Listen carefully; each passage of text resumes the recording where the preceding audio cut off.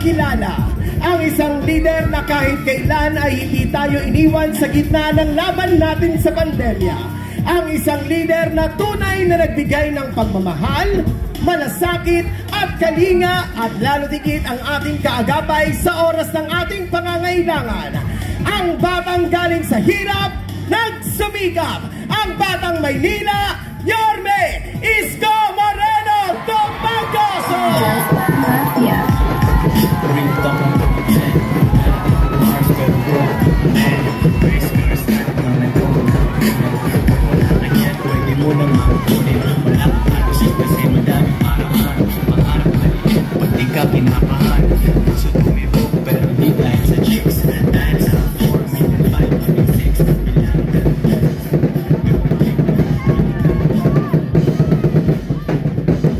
Magandang gabi sa inyong lahat.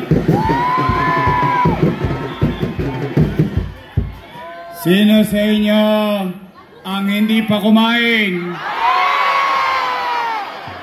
Hindi kayo kumain? Kaya mag-alala, lilipas din yan. Ay, maraming salamat sa inyo. Kanina pa kayong alas 6 ng gabi rito.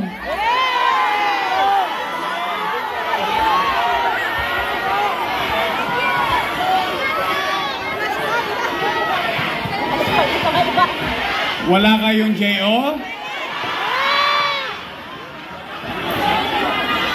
Balita ko, kanina nagkabigayan ng 1,000 eh.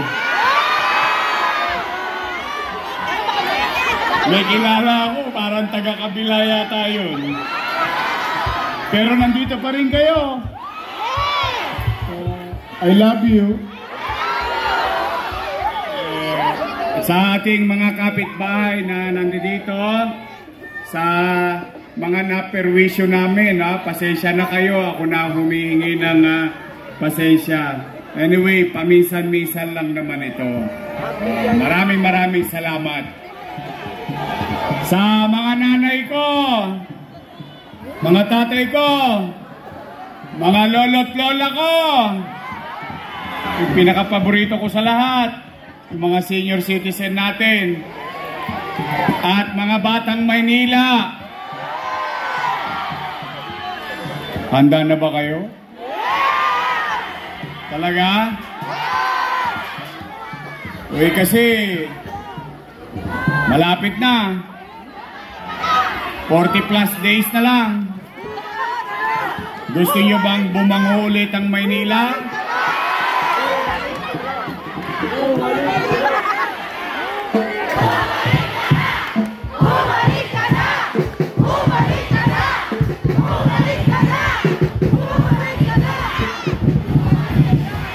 Buti pa kayo, ang sinisigaw nyo, bumalik ka na. Yung isa, wag ka nang bumalik!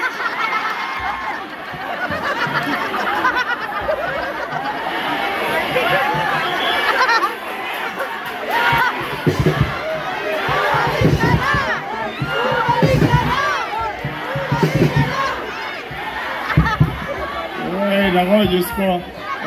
Kasi, ang sabi yata nung ilan, wala na raw babalik.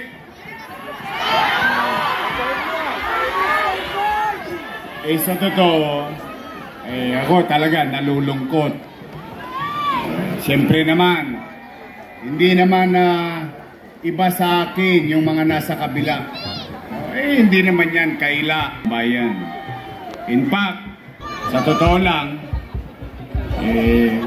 simula yata nung October 9, buong Nobyembre, buong Disyembre, noong Enero, noong Pebrero, araw-araw na akong ginawang almusal nung kabila. Ginawa akong almusal, tanghalian, hapunan. Yung isa naman, nakisali pa. Ginawa akong pulutan. Pero nandito pa rin kayo ngayong gabi. Alam niyo, I love you. Parang may asim pa yung sumigaw nun.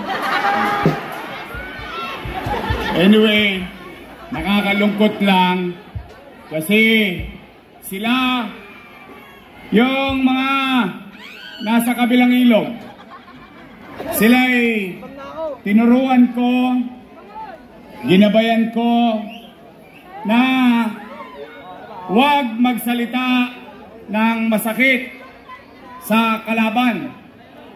In fact, nagtagumpay nga sila sa ganong ugali. Nagulat lang ako nung ako na yung kalaban, nag-iba-iba na. Nagkakanda patid-patid na yung mga ugat sa kasisigaw. Basta ako, ito, mga batang Maynila, hanggang doon sa Kodli, dito sa harapan, dito sa Wakali, dito sa Nanga. Ito panawagan ko sa inyo.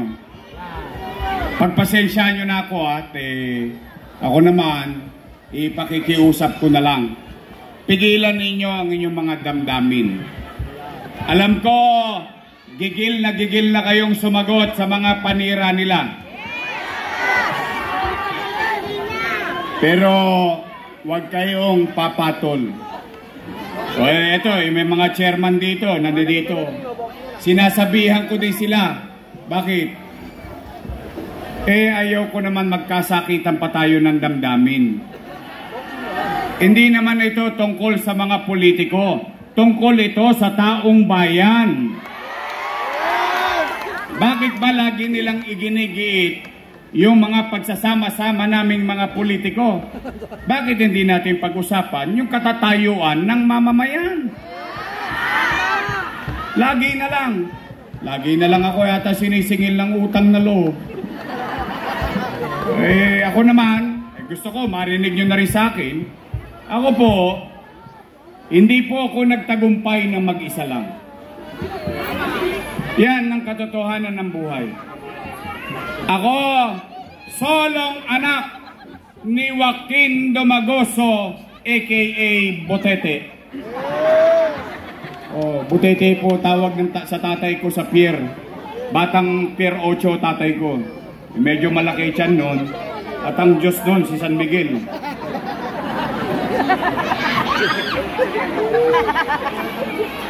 Hinihimas niya yun araw-araw. Bilog. Pag may pera, 4 kantos. Sumalangit nawa. At solong anak ako ni Chayong. Taga Samar. Wari-waray. Waray-upay. Pag kinukulata ako nun, waray batasan ko. Pero yung katagumpayan ko, una, salamat sa Diyos. Pangalawa, salamat sa mga taong naniwala at tumulong sa akin. Partikular na, sa akin yun na marinig. Kasi narinig na to ng mga lolo't lola ko ito naman pangkalahatan. Sa akin yun na marinig. Malaki ang utang na loob ko kay Boss Danny. Hindi ko yan kinubli. Kilala nyo naman si Boss Danny Lacuna. Tama ba? Bilang ganti, inaruga ko naman yung mga anak niya. Tingnan nyo, kayo na po humusga. Kayo na po kung talagang, kasi araw-araw na lang ako sinisingil ng utang na loob tingnan ninyo. Kwentahan lang tayo ng konti. At kayo na ang maghusga, kalaunan. Una, Philip Lacuna. Nakaupo? Nakaupo. Sumunod, Dennis Lacuna. Nakaupo? Dalawa. Sumunod, Lay Lacuna. Nakaupo? Tatlo na. Asawa ni ate. Fox Pangan. Nakaupo?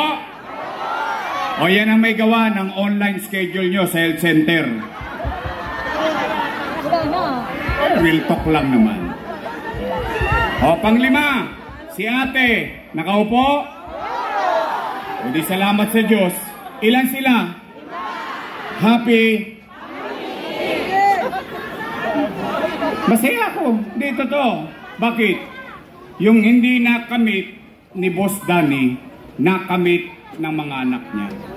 Ay bagay naman ang aking pinagpapasalamat sa taong bayan. O, pinakisuyo ko sa inyo, pinagbigyan ninyo ko. Ngayon, kung sila ay nagbuti sa kanilang trabaho o hindi, hindi ako para humusga. Taong bayan ang mag-uusga niyan. Kung sila ay nagbuti, dapat ang inuulat na lang nila bagay na ginawa nila sa loob ng 3 taon. Tama, mali? Ang taong naninira kasi walang nagawa. Tama ba? Kasi hindi rin maganda yung manira ka ng manira. Araw-araw na lang. Utang dito, utang doon, utang dito, utang doon. Utang na yan.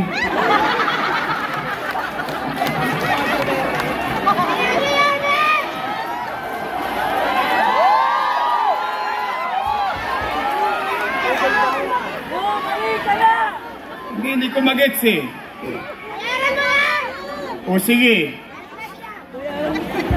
Bakit hindi na lang sila magkwento ng ginawa nila at gagawin nila?